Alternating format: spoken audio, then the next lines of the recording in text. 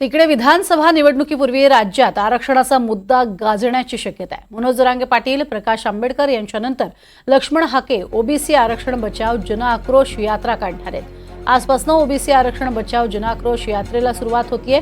25 जुलैपर्यंत ओबीसी आरक्षण बचाव जन आक्रोश यात्रा चालणार आहे। जालना, बीड, परभणी या जिल्ह्यातनं ही यात्रा जाणार आहे।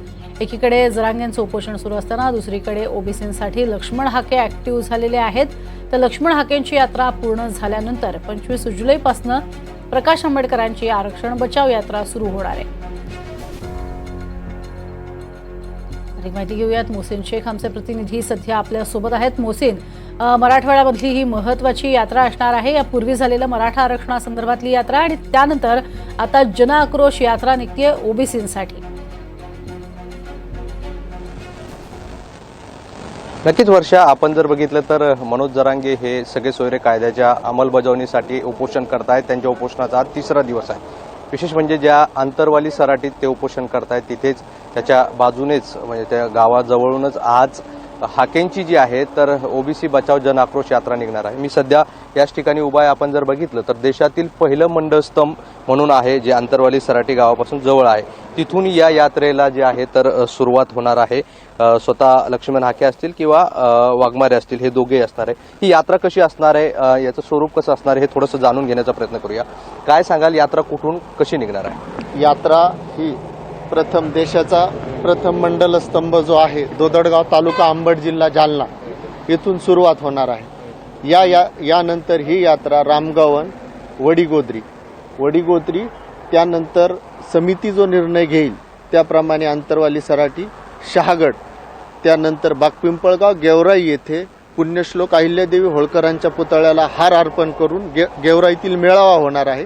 त्यानंतर ही यात्रा संध्याकाळी चकलांब्याला पोहोचणार आहे। नक्कीच ही यात्रा जी आहे तर आंतरवाली सराटीतून दौऱ्यात असा उल्लेख आहे। तिथे मनोज जरांगे उपोषण करतायत, कुठेतरी ओबीसी आरक्षण वाद होऊ नये अशी पोलिसांची भूमिका आहे। तर ह्या यात्रेचं स्वरूप कसं असणार आहे? आंतरवालीतून जाणार की तुम्ही तो काही दौरा बदलला? या यात्रेचा उद्देश हा केवळ फक्त जनजागृतीचा आहे, कोणताही वाद उत्पन्न होण्याचा नाहीये।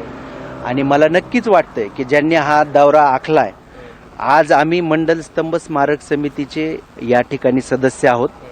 या मंडल स्तंभापासून ह्या देशातल्या पहिल्या ओबीसी स्मारकाला अभिवादन करून कोणतीही ओबीसीची ऍक्टिव्हिटी किंवा कोणतीही सामाजिक जर चळवळ उभी राहणार असेल तर त्याचं समर्थन करण्याचं स्तंभ स्मारक समितीचा अध्यक्ष आणि मंडल स्तंभ निर्माते म्हणून आमचं काम आहे। हाकेंचं, वाघमारेंचं आणि त्यांच्या कमिटीचं आम्ही या ठिकाणी अभिवादन करतोय।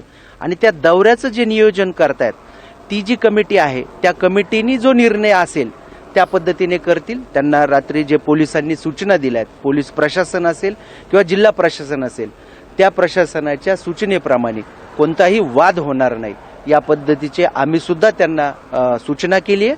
आणि नक्कीच या राज्यातली कायदा आणि सुव्यवस्था चांगली राहून ओबीसींच्या प्रश्नावर फोकस करणारी ही जनजागृती यात्रा असेल। नक्कीच आपण बघितलं वर्षात तर जी समिती आहे, जी यात्राची समिती आहे ते काय निर्णय घेतात हे महत्त्वाचं असणार आहे। कारण आंतरवाली सराटीतून जर ही यात्रा गेली तर कुठेही वाद होऊ नये अशी पोलिसांची भूमिका आहे। त्यानुसार पोलिसांनी हाके आणि वाघमारे यांना नोटीस दिली असल्याचं देखील कळतं। त्यामुळे आता काय निर्णय घेतला जातो त्यामुळे या यात्रेकडे आता सर्वांचं लक्ष आहे। वर्षा, नक्कीच तुर्तास धन्यवाद मोहसिन या संपूर्ण सविस्तर माहितीसाठी।